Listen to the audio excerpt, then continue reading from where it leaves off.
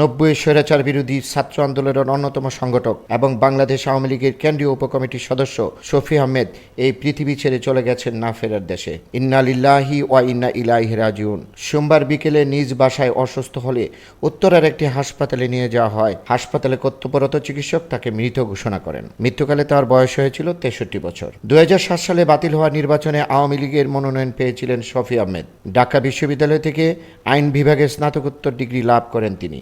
সর্বশেষ 2024 সালে দ্বাদশ সংসদ নির্বাচনে স্বতন্ত্র প্রার্থী হয়েছিলেন শফি আহমেদ। তার মনোনয়নপত্র বাতিল হওয়ার কারণে তার পক্ষে নির্বাচন করা সম্ভব হয়নি। আজ সকাল 10:30টায় উত্তরা 7 নম্বর সেক্টরে প্রথম জানাজার নামাজ অনুষ্ঠিত হয়। বেলা 11:30টায় জাতীয় শহীদ মিনারে সম্মিলিত সাংস্কৃতিক জোট তার প্রতি শ্রদ্ধা নিবেদন করেন। সম্মিলিত সাংস্কৃতিক জোটের সভাপতি তার বক্তৃতায় বলেন, বাংলাদেশের আরেকজন ত্যাগী আদর্শবাদী নেতা, তাকে এই জায়গায়, যে জায়গায় এখন শফি আহমেদ শুয়ে আছে, আমরা দাঁড়িয়ে আছি, এই জায়গায় তাকে রেখে সেদিন সম্মান প্রদর্শন করা হচ্ছিল। শফি আহমেদ পূর্ব দিকে দাঁড়িয়ে শফি আহমেদ সেই তার সহকর্মীদের পরিবেশিত হয়ে কথা বলছিলেন। আমিও তার সেই সহকর্মীদের একজন, যদিও সে ঢাকা বিশ্ববিদ্যালয় মহসিন হলে আমরা একই হলে থাকতাম, সে আমার কয়েক বছরের ছোট ছিল।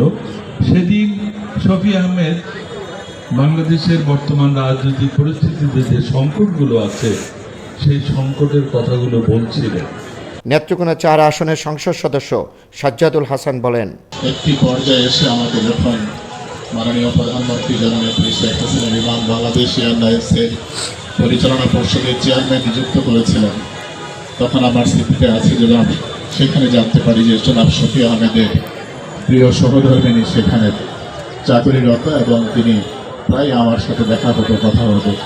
গতকালকে যখন ওনার বাসায় গেছি, ওনাকে ওনার পরিবারকে সান্ত্বনা সম্বর্ধনা জানানোর জন্য, তখন তাহেরা ভাবি সেই কথাগুলো বলছিলেন যে আপনার কথা অনেক সময়।